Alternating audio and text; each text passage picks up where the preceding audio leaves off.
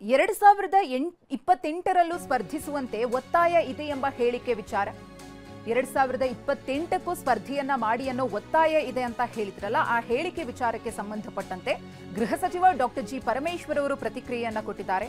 CM ಅವರು ಹೇಳಿದ್ರು, ಮುಂದೆಯೂ ಸ್ಪರ್ಧೆ ಮಾಡುವುದು ಅವರ ವೈಯಕ್ತಿಕ ತೀರ್ಮಾನ ಎಂದಿದ್ದಾರೆ ಗೃಹ ಸಚಿವ ಡಾಕ್ಟರ್ ಜಿ ಪರಮೇಶ್ವರ್. ಅದು ಅವರ ವೈಯಕ್ತಿಕವಾದಂಥ ತೀರ್ಮಾನ.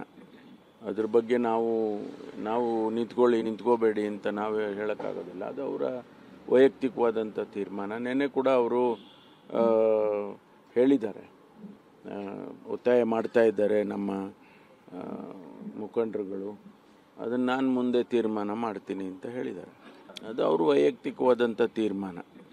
ಅದ್ರ ಬಗ್ಗೆ ನಾವು ನಿಂತ್ಕೋಬೇಡಿ ಅಂತ ನಾವು ಹೇಳೋಕ್ಕಾಗೋದಿಲ್ಲ. ಅದು ಅವರ ವೈಯಕ್ತಿಕವಾದಂಥ ತೀರ್ಮಾನ. ನೆನ್ನೆ ಕೂಡ ಅವರು ಹೇಳಿದ್ದಾರೆ, ಒತ್ತಾಯ ಮಾಡ್ತಾ ಇದ್ದಾರೆ ನಮ್ಮ ಮುಖಂಡರುಗಳು, ಅದನ್ನು ನಾನು ಮುಂದೆ ತೀರ್ಮಾನ ಮಾಡ್ತೀನಿ ಅಂತ ಹೇಳಿದ್ದಾರೆ.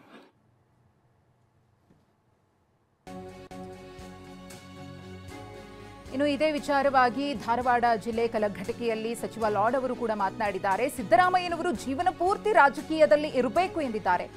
ಯಾವುದೇ ಕಾರಣಕ್ಕೂ ರಾಜಕೀಯ ನಿವೃತ್ತಿಯನ್ನ ತೆಗೆದುಕೊಳ್ಳಬಾರದು. ಸಿದ್ದರಾಮಯ್ಯನವರು ಎಲ್ಲಾ ಚುನಾವಣೆಗಳಲ್ಲಿ ಸ್ಪರ್ಧೆಯನ್ನ ಮಾಡಬೇಕು. ಸಿಎಂ ಸಿದ್ದರಾಮಯ್ಯ ಅವರ ಅವಶ್ಯಕತೆ ರಾಜ್ಯಕ್ಕೆ ಬಹಳ ಇದೆ ಎಂದಿದ್ದಾರೆ ಸಂತೋಷ್ ಲಾಡ್. ಈಗ ಮುಖ್ಯಮಂತ್ರಿ ಹೈಕಮಾಂಡ್ ನಿರ್ಧಾರ ಅಂತ ಹೇಳಿದ್ಮೇಲೆ ನಾವೇನು ಮಾತಾಡ್ಬೇಕು? ಈಗ ಅದಕ್ಕೆ ಗೊಂದಲದ ವಾತಾವರಣ. ಹೈಕಮಾಂಡ್ನ ಅವ್ರು ಏನು ಹೇಳ್ತಾರೆ ನಾವು ಕೇಳ್ತೀವಿ ಅಂತ ಗೊಂದಲ ಏನಿದೆ, ಅದಕ್ಕೇನು ಸಂಬಂಧ ಇದೆ? ಅಲ್ಲ, ಹೇಳ್ಬಾರ್ದಂಗೆ. ನಾನೇ ಸಿಎಂ ಅಂತ ಹೇಳಿದವರು ಹೈಕಮಾಂಡ್ ನಿರ್ಧಾರ ಅಂತ ತಪ್ಪೇನಿದೆ? ಅದಕ್ಕೆ it is left to him. If it is his choice, high command ಏನು ತೀರ್ಮಾನ ಮಾಡ್ತಾರೆ ಬದ್ಧ. ಸಿದ್ದರಾಮಯ್ಯನವರು ನನಗೆ ದೇವರಿನ 100 ಕಾಲ ಅವ್ರಿಗೆ ಆಯುಷ್ಯನೂ ಕೊಡಬೇಕು, ಶಕ್ತಿಯನ್ನು ಕೊಡಬೇಕು. ಅವ್ರು ಎಲ್ಲಿವರೆಗೆ ಇದ್ದಾರೆ ರಾಜಕೀಯ ಜೀವನದಲ್ಲಿ ಯಾವಾಗಲೂ ಸದಾ ಅವ್ರು ಇರಬೇಕಂತ ನನ್ನ ವೈಯಕ್ತಿಕ ಅಭಿಪ್ರಾಯ.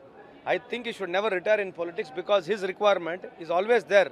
ಸಾರ್ವಜನಿಕ ಜೀವನದಲ್ಲಿ ಸಿದ್ದರಾಮಯ್ಯನವರು ಯಾವತ್ತೂ ರಾಜಕಾರಣದಲ್ಲಿ ಇರಬೇಕು, ಎಲ್ಲ ಚುನಾವಣೆಗಳು ಸ್ಪರ್ಧೆ ಮಾಡಬೇಕಂತ ನನ್ನ ವೈಯಕ್ತಿಕ ಅಭಿಪ್ರಾಯ. ಅವರಿಗೆ ನಾನು ನಿಮ್ಮ ಮುಖಾಂತರ ಅವ್ರಿಗೆ ಮನವಿ ಕೂಡ ಮಾಡ್ಕೊಳ್ತೀನಿ. he should never retire from politics. Even if he wants, people will not allow him to retire. 2028ರ ಚುನಾವಣೆಯಲ್ಲೂ ಕೂಡ ಸ್ಪರ್ಧೆಯನ್ನ ಮಾಡಿ ಅನ್ನೋ ಒತ್ತಾಯ ಕೇಳಿ ಬರ್ತಾ ಇದೆ ಅಂತ ಸಿಎಂ ಸಿದ್ದರಾಮಯ್ಯನವರು ಮಾತನಾಡಿದ್ರು. ಅದೇ ವಿಚಾರಕ್ಕೆ ಸಂಬಂಧಪಟ್ಟಂತೆ ಯತೀಂದ್ರ ಅವರು ಕೂಡ ರಿಯಾಕ್ಟ್ ಮಾಡಿದ್ದಾರೆ. 2028ರಲ್ಲಿ ತಂದೆಯವರು ಸ್ಪರ್ಧಿಸಲ್ಲ ಅಂತ ಹೇಳಿದ್ದಾರೆ.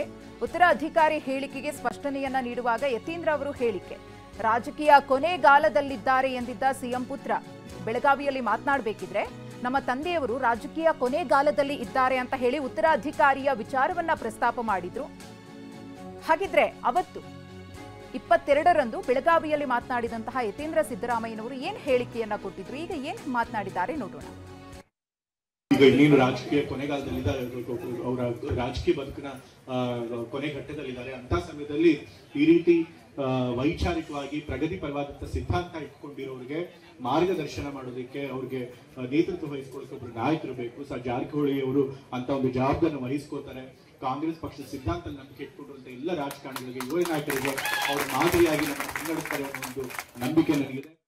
ತಂದೆಯವರು ಯಾವಾಗಲೂ ಕೂಡ ಸಾಮಾಜಿಕ ನ್ಯಾಯದಲ್ಲಿ ನಂಬಿಕೆ ಇಟ್ಕೊಂಡಿರುವಂಥವ್ರು, ಕಾಂಗ್ರೆಸ್ ಜಾತ್ಯತೀತ ಸಿದ್ಧಾಂತ ನಂಬಿಕೆ ಇಟ್ಕೊಂಡಿರೋರು. ಅದೇ ಸಿದ್ಧಾಂತಗಳಲ್ಲಿ ಸತೀಶ್ ಜಾರಕಿಹೊಳಿ ಅವರು ಕೂಡ ನಂಬಿಕೆ ಇಟ್ಕೊಂಡು ಅದೇ ಪ್ರಕಾರ ನಡ್ಕೊಂಡು ಹೋಗ್ತಿರೋರು. 2028 ಆದಮೇಲೆ ಚುನಾವಣೆಗೆ ತಂದೆಯವ್ರು ನಿಂತ್ಕೊಳ್ಳಲ್ಲ ಅಂತ ಹೇಳಿದ್ದಾರೆ.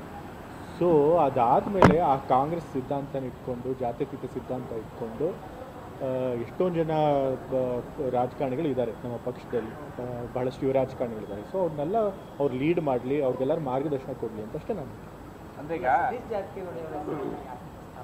ಯಾಕೆ ಹೇಳಿದೆ ಅಂತಂತಂದರೆ ಅವರು ಕೂಡ ಅದೇ ಸಿದ್ಧಾಂತಗಳು ನಂಬಿಕೆ ಇಟ್ಕೊಂಡಿರೋರು. ಸೊ ಆ ರೀತಿ ಆ ಥರ ಜಾತ್ಯತೀತ ಸಿದ್ಧಾಂತ, ಸಾಮಾಜಿಕ ನ್ಯಾಯ ಸಿದ್ಧಾಂತ ಇದ್ರೊಳಗೆ ನಂಬಿಕೆ ಇಟ್ಕೊಂಡು ಬೇಗ